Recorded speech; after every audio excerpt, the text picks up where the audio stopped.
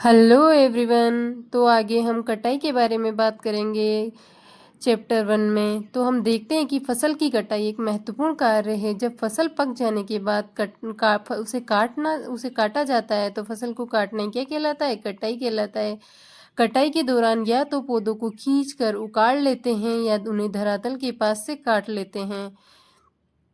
जैसे आपने देखा होगा कि जो प्याज और लहसुन होते हैं उनको हाथ से खींचकर उखाड़ते हैं, और जो धान चना इनको होते हैं इनको धरातल के पास से काट लिया जाता है।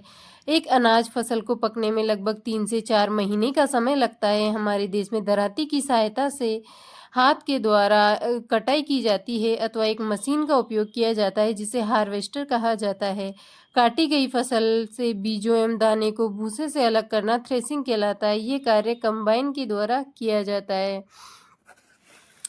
कंबाइन, ये आप कंबाइन का डायग्राम देख सकते हैं। कंबाइन के द्वारा किया जा सकता है। जो हार्वेस्टर में है ना, जो वास्तव में हार्वेस्टर और थ्रेसर का संयुक्त रूप है, क्योंकि हार्वेस्टर क्या करता है? कटाई करता है, और थ्रेसर में दानों को भूसी से अलग किया जाता है। लेकिन जो कंबाइन होता है वो दोनों कार्य करता है।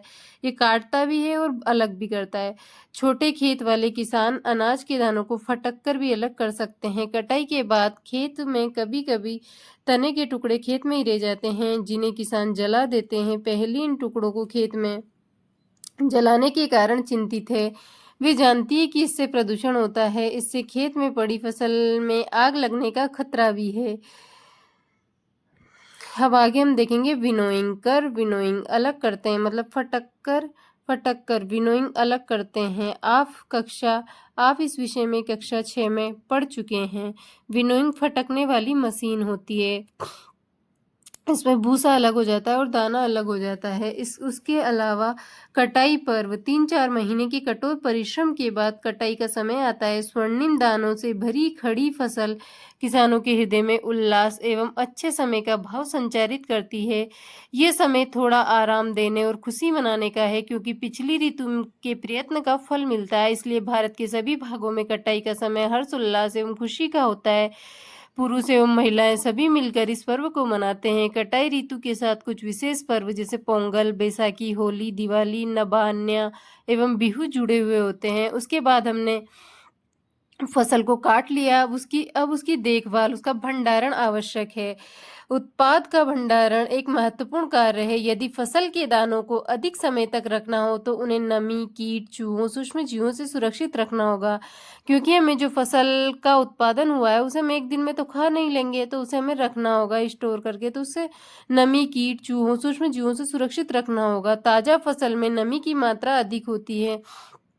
यदि फसल के दानों, बीजों को सुखाए बिना भंडारित किया जाता है तो खराब होने अथवा जीवों द्वारा आक्रमण से वे अंकुरण के लिए अनुपयोगी हो जाते हैं। अतः भंडारण से पहले दानों, बीजों को धूप में सुखाना आवश्यक है, जिससे उसकी नमी में कमी आ जाए। इससे उनकी कीट पीड़ा को, जीवाणु एवं कवक से सुरक्षा हो जाती है। किसान अपनी फसल उत्पाद का भंडारण जूट के बोरों, धातु के बड़े पात्र बेंस में करते हैं, परंतु बीजों का बड़े पैमाने पर भंडारण साइलो या भंडार गृहों में किया जाता है, जिससे उनको सुरक्षा मिलती है। तो हम ये देखो, आप यहाँ पर साइलो का डायग्राम देख सकते हैं। अनाज भंडारण हेतु साइलो। उसके अलावा यहाँ पे भंडार गृहों को बोरों में अनाज का भंडारण, उसके यहाँ पर जो है इन्हें साइलो में रखते हैं तो उन्हें पीड़ा को, जैसे चूहों, कीटों से सुरक्षित रखा जा सकता है। नमी की सूखी पत्तियां, नीम जो होती है ना उसकी नीम की सूखी पत्तियां घरों में अनाज के भंडारण में उपयोग की जाती है। बड़े भंडार गृहों में अनाज को, पीड़ा को सूक्ष्म जीवों से सुरक्षित रखने के लिए रासायनिक उपचार भी किया जाता है, जैसे जंतुओं से भोजन। अब जंतुओं से भोजन, इस सारणी की पूर्ति करने के पश्चात आपने देखा होगा कि पौधों की तरह जंतु भी विभिन्न प्रकार के खाद्य पदार्थ प्रदान करते हैं। समुद्र के तटीय क्षेत्रों में रहने वाले लोग मछली का मुख्य आहार के रूप में उपयोग करते हैं। पिछली कक्षाओं में पौधों से प्राप्त होने वाले खाद्य पदार्थों के विषय में पढ़ चुके हैं। हमने अभी सीखा कि फसल उत्पादन के विभिन्न चरण हैं, बीजों का चयन है, बुआई है इत्यादि। इसी प्रकार घरों में अथवा फार्म में पालने वाले फालतू पशुओं को उचित भोजन, आवास एवं देखभाल की आवश्यकता होती है, और ये बड़े पैमाने पर किया जाता है, तो इसे पशुपालन कहते हैं। मछली स्वास्थ्य के लिए अच्छा आहार है। हमें मछली से कोड लीवर तेल प्राप्त होता है। इसमें विटामिन डी अधिक मात्रा में पाया जाता है। तो आइए अब आपने क्या क्या सीखा उसको हम पढ़ेंगे यहाँ पर कि आपने क्या क्या सीखा। अपनी बढ़ती हुई जनसंख्या को भोजन प्रदान कराने के लिए हमने क्या किया, कृषि की विशिष्ट पद्धतियों को अपनाना होता है। जो ये बहुत सारी जनसंख्या होती है उसे हमें भोजन प्रदान कराने के लिए क्या होता है, कृषि की विशिष्ट पद्धतियां हैं उनको अपनाना होता है। किसी स्थान पर उगाए जाने वाले एक ही प्रकार के जो पौधे होते हैं उसे क्या कहते हैं, फसल। तो ये पूछा जा सकता है कि फसल किसे कहते हैं, तो किसी स्थान पर उगाए जाने वाले एक ही प्रकार के जो पौधे होते हैं उसे फसल कहते हैं। भारत में फसलों को ऋतु के आधार पर दो वर्गों में बांट सकते हैं, जैसे रबी की फसल और खरीफ की फसल। जुताई करके मिट्टी तैयार करना और उसे समतल करना आवश्यक है। इस कार्य के लिए हल एवं पाटल का उपयोग किया जाता है। ये हम सब पीछे पढ़ चुके हैं। बीजों को उचित गहराई में बोना और उनमें बीजों के बीच उचित दूरी रखना उचित उपज के लिए आवश्यक है। बीजों को अच्छी किस्म का चयन करके स्वस्थ बीजों को बोया जाता है। इसे सीड्रिल की सहायता से बुआई की जाती है। मिट्टी में पोषकों की समृद्धि और पुनः पूर्ति की आवश्यकता होती है, जिसे कार्बनिक खाद एवं उर्वरक का उपयोग किया जाता है। फसलों की नई किस्मों के आने से रासायनिक उर्वरकों में बहुत वृद्धि हुई है। उचित समय अंतराल पर फसलों को जल देना सिंचाई कहलाता है। उचित समय अंतराल पर फसल जो होती है उसे जल देना ही सिंचाई कहलाता है। निराई में अवांछनीय बिना उगाए गए जो पौधे होते हैं उनको हटा दिया जाता है, जिन्हें खरपतवार कहते हैं। तो इसमें समझाने वाला कुछ नहीं है, इन सब पॉइंट्स को हम आगे पढ़ चुके हैं। कटाई का अर्थ है पकी हुई फसल को हाथों या मशीनों से काटना। दाने को भूसे से अलग करना थ्रेसिंग कहलाता है। बीजों को पीड़कों एवं सूक्ष्म जीवों से संरक्षित कर उचित भंडारण आवश्यक है। पशुओं को पालकर भी खाद्य पदार्थ प्राप्त किया जाता है, जिसे क्या कहते हैं, हम पशुपालन कहते हैं। तो अब हम इसमें प्रश्न उत्तर देखेंगे। इसके जो अभ्यास प्रश्न दे रखे हैं वो देखेंगे।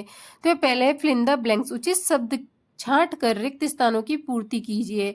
जैसे यहाँ लिखा है, एक स्थान पर एक ही प्रकार के बड़ी मात्रा में उगाए जाने वाले पौधों को क्या कहते हैं, तो फसल कहते हैं। उसके अलावा फसल उगाने से पहले प्रथम चरण में मिट्टी की क्या की जाती है, तो मिट्टी की तैयारी की जाती है। जो क्षतिग्रस्त बीज होते हैं वो जल की सतह पर तैरने लगते हैं। फसल उगाने के लिए पर्याप्त सूर्य का प्रकाश और मिट्टी में पोषक तत्व एवं जल की आवश्यकता होती है। यहाँ पर सही जोड़ी मिलाइए। खरीफ की फसल जो होती है उसमें आ जाते हैं धान, मक्का, सोयाबीन, है ना, और कपास। रबी की फसल में गेहूं, चना, मटर, सरसों। रासायनिक उर्वरक है जैसे यूरिया और सुपर फॉस्फेट। कार्बनिक खाद है तो पशु अपशिष्ट और गोबर। हम पीछे पढ़ चुके हैं इन सब के बारे में। अगर चैप्टर को अच्छे से ध्यान देकर आपने समझा होगा तो आप इन सभी क्वेश्चंस के आंसर इजीली सॉल्व कर सकते हो। निम्न के दो दो उदाहरण, जैसे खरीफ की फसल में धान है, सोयाबीन है और कपास है, मक्का है। रबी की फसल में गेहूं है, सरसों है, चना है, मटर है। अपने शब्दों में एक एक पैराग्राफ लिखिए, जैसे मिट्टी तैयार करना, बुआई करना, निराई, थ्रेसिंग। तो मिट्टी तैयार करने के लिए हमें क्या करना होगा, खेत की जुताई। बुआई मतलब उसमें बीज डालेंगे। निराई मतलब उसमें जो अन्य अवांछनीय प्लांट होंगे उनको हम उनको हाथ से उखाड़ कर फेंक देंगे। उसके अलावा थ्रेसिंग, भूसी को दानों से अलग करना। स्पष्ट कीजिए कि उर्वरक एवं खाद से किस प्रकार भिन्न। यहाँ पर हम उर्वरक एवं खाद में अंतर लिख देंगे कि उर्वरक मानव निर्मित लवण है, जबकि खाद एक प्राकृतिक पदार्थ है जो गोबर एवं पौधों के अवशेष के विघटन से प्राप्त होता है।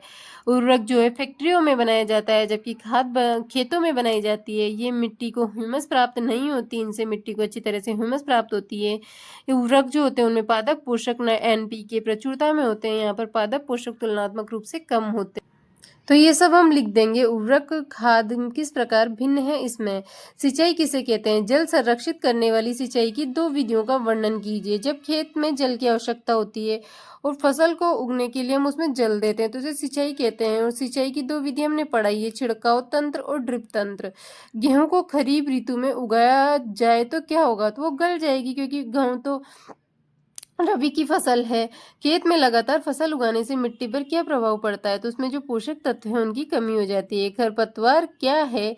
हम उनका नियंत्रण कैसे कर सकते हैं? या तो जब हमने जमीन को जोत के पटक दो तो उसमें जितने भी खरपतवार होंगे वो धीरे धीरे सड़गल जाएंगे, मर जाएंगे। या फिर हाथ से उखाड़ दो, या फिर उसमें केमिकल्स रासायनिक छिड़काव कर दो। निम्न बॉक्स को सही क्रम में लगाइए और गन्ने की फसल उगाने का रेखाचित्र तैयार कीजिए। तो यहाँ पर हम पहले क्या करेंगे, हम पहले मिट्टी को तैयार कर लेंगे। इसके बाद हम क्या करेंगे, खेत की जुताई कर लेंगे।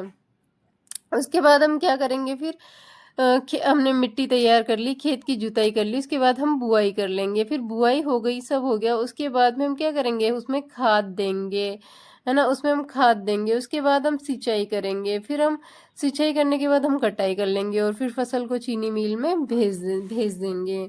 अब यहाँ देखिए, नीचे दिए गए संकेतों की सहायता से पहेली को पूरा कीजिए, ऊपर से नीचे की ओर। यहाँ इसमें देखिए, सिंचाई का एक पारंपरिक तरीका है तो उसे बोलते हैं रहट, भर दो इसके अंदर। बड़े पैमाने पर पालतू पशुओं की उचित देखभाल करना क्या कहलाता है, पशुपालन, यहाँ भर दीजिए। उसके बाद फसल जिन्हें वर्षा ऋतु में बोया जाता है वो कहलाती है खरीफ की फसल, तो यहाँ लिख दीजिए, सीधे लिखिए ऊपर से नीचे। फसल पक जाने के बाद काटना, कटाई होता है, तो यहाँ भर दीजिए कटाई। अब देखेंगे हम बाईं से दाईं ओर, जिसमें हमारी जो पहली पूछी गई है वो पूरी हो जाएगी। शीत ऋतु में उगाई जाने वाली फसलें जो होती है वो कहलाती है रबी की फसलें हैं। एक ही किस्म के पौधों को बड़े पैमाने पर उगाना क्या कहलाता है, तो कहलाता है फसल।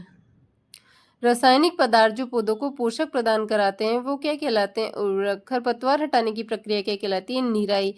तो ये चैप्टर के क्वेश्चंस आंसर्स कंप्लीट हुए। अब हम कल शुरुआत करेंगे सेकंड चैप्टर की। तो यहाँ आपको ये चैप्टर अच्छे से समझने की कोशिश करना है, और अगर आप इस चैप्टर को अच्छे से ध्यान लगा के सुनेंगे तो आपको समझ जरूर आएगा।